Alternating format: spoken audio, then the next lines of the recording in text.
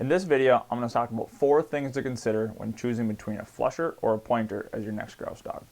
So I'm Kyle Blood. I'm owner of Wild North Kennel. We are located in the north woods of Minnesota in prime grouse country. So we get the opportunity to hunt grouse about 100 days a year. About 95% of the time we're doing that with both pointers and flushers on the ground. So we're going to cover 4 things to consider when choosing between the two. Both really good dogs, but a lot to consider as we go through it. So I want to start out with a disclaimer and a quote from one of my all-time favorite trainers, Delmer Smith. So you can probably find diamonds in Oklahoma, but you have a lot better chance in South Africa. I think what Delmar is getting at with this is that all dogs have the capability of being amazing or having characteristics, but you have a lot better chance if there's a specific characteristic that you want with going with dogs that are known for that. So with that, in this video we're going to be talking about broad generalizations, not necessarily about individual dogs. If there is a certain characteristic that's really important to you, I would suggest getting with a breeder that characteristic is also important to them. So there are a lot of breeders out there doing really cool things with really cool dogs, but in this video we'll just be covering generalizations. So first thing that I want to talk about is what we call effective range.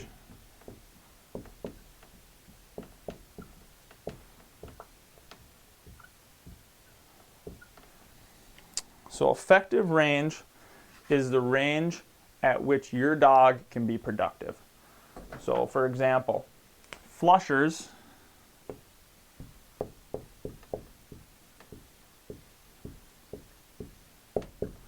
are typically productive in the 0 to 20 yards. Now they're capable of running a lot farther than that, but they're just not productive because they're not pointing and holding birds like a pointer would. So in the 0 to 20 is where we find kind of the sweet spot for our flushers, and really that's because if you get out beyond that, it's pretty hard to see, so you don't get many shots. Most of the times we're just hearing those birds, we're not actually getting shots at them. Now a pointer,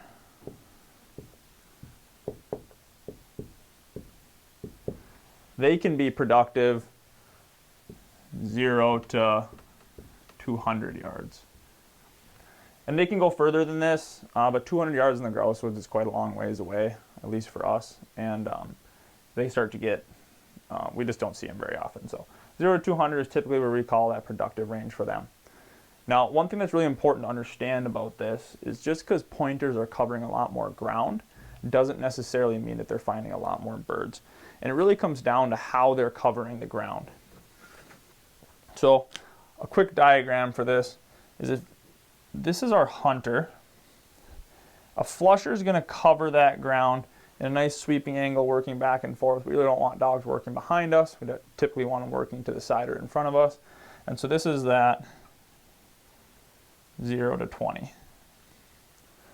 Now a pointer, he's got a lot bigger range than a flusher. So he's got an arc that looks something like this. And this is that 0 to 200. Now, at first glance, it looks like the pointer actually covers a lot more ground, but what's going on inside these arcs is really important. So a flusher, because of the way he works, working back and forth and quartering, he might cover 80 to 90% of this zone. So if there's a bird within his arc, he's probably going to pick it up. Whereas a pointer, because of how he's working, taking big casts, catching the wind, he might get 40 to 50% coverage of his zone, and that's really dependent on the wind. So he's covering a lot more area, but he's not covering it as thoroughly. So it's not like one of these is better, it's just that they're a little bit different. So I want to draw a quick scenario for you to kind of illustrate it a little bit more. So a typical hunting scenario, would be we got an edge, we got alder, swamp on this side, we got an aspen cut on this side, and we got this nice edge created by that transition.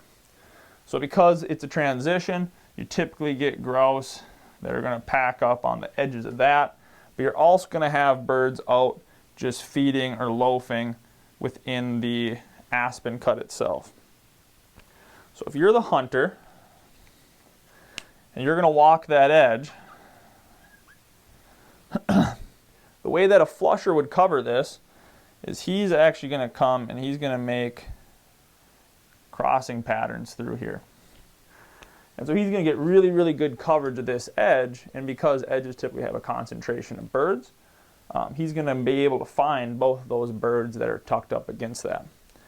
Now a pointer, he might come out, make a big cast, swing out, and come back to the edge.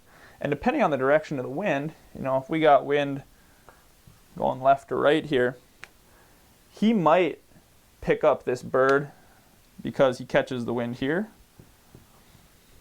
But he probably didn't get this one. He was on the wrong side of the wind of it, and he probably didn't get this one, and he probably got this one. So in this scenario, both dogs found two birds. They just covered the ground very different.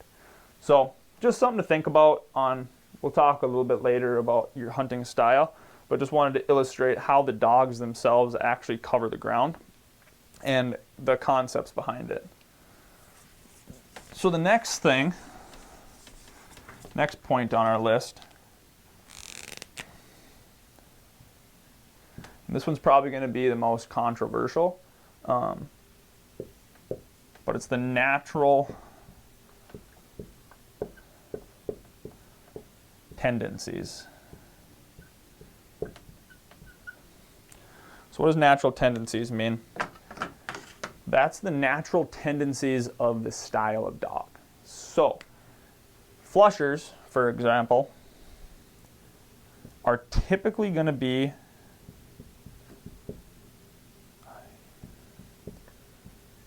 a little bit better at retrieving.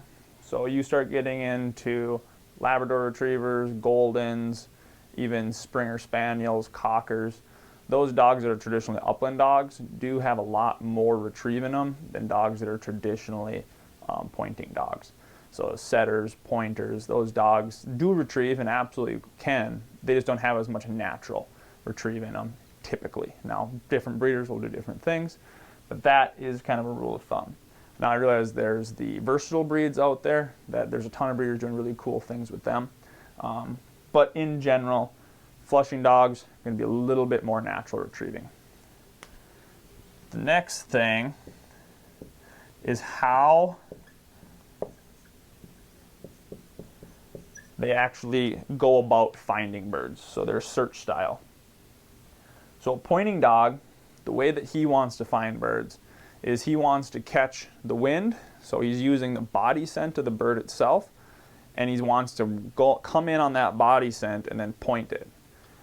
So what that means is that he's typically going to be running around with a little bit higher head, searching the wind so that he can find that bird before he moves it. So what that turns into lots of the time is as he smells a bird, he'll actually slow down a little bit rather than speed up. On the other side of that is a flushing dog who's typically using body scent to go and find birds, and so he's got a lower head searching the ground, and as soon as he catches scent, lots of times he'll actually speed up in an attempt to punch that bird out. So just the differences in how they're working. Pointing dogs will be slowing down when they catch scent. Flushing dogs typically will be speeding up as they try to catch up to that bird. So the next thing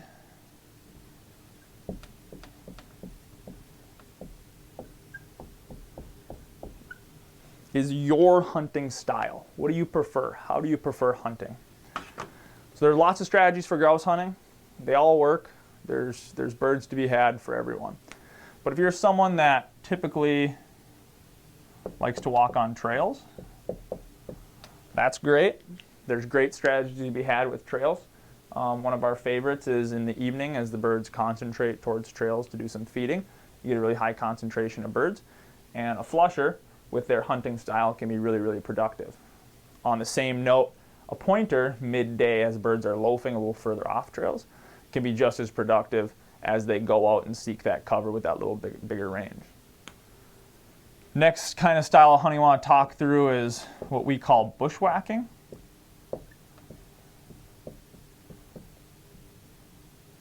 So bushwhacking for us is something that typically is, 100 yards or more off of a given trail, so you have really no sight line to it. If you're someone that likes cruising through the woods, lots of great strategies for that too. If you can just walk through big cuts where you have a little lower concentration of birds, but a pointer can go out and seek out where they're hiding. Or if you really like walking edges, kind of like we illustrated earlier with that aspen alder cut, you get a higher concentration of birds, and a flusher can work really good in that as well. And the last thing about your style is just how long do you want to hunt? Are you someone that likes to go out in the morning, pack a lunch, and hunt all day? Or are you someone that likes to go out in the evening and hunt, do little quicker hunts as the sun's going down and those birds are moving around? So all day, typically your pointing breeds are going to have a little bit higher endurance just because the way they're built. They're more of what we would call like distance athletes than they are sprint athletes. Now, I will say, you start getting into like the field trial springers and cocker spaniels. Those dogs have a lot of go. They're put together really well, and they have a ton of endurance in them as well. But in general, your pointing breeds are going to have a little bit more endurance than a lot of your flushing breeds. So just keep that in mind as you're thinking through how you want to hunt and what dog might fit that really well. If you're running a lot of really short hunts with a dog that's got a ton of endurance, you might have a dog that is fully rested at home, which can be fun or not as fun at times. And the last thing I want to cover is, what is your preference? Right, so there are dogs out there to fit pretty much every preference that someone could have. But if you really prefer walking in on points,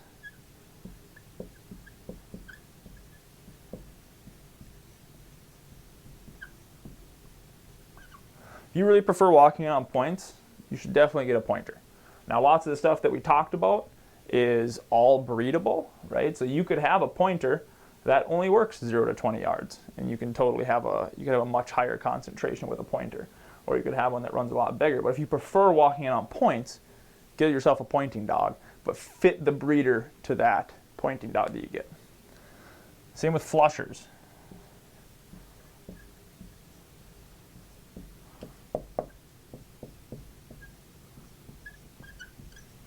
If you're someone who really enjoys seeing a dog get birdie and then speed up and punch a bird out and the anticipation that comes with that, you should definitely get yourself a flusher. They're super fun dogs, and there's great ways to hunt them. And the last thing, and it's not one that I think most people wouldn't consider unless they've lived with it, but it's seeing your dog.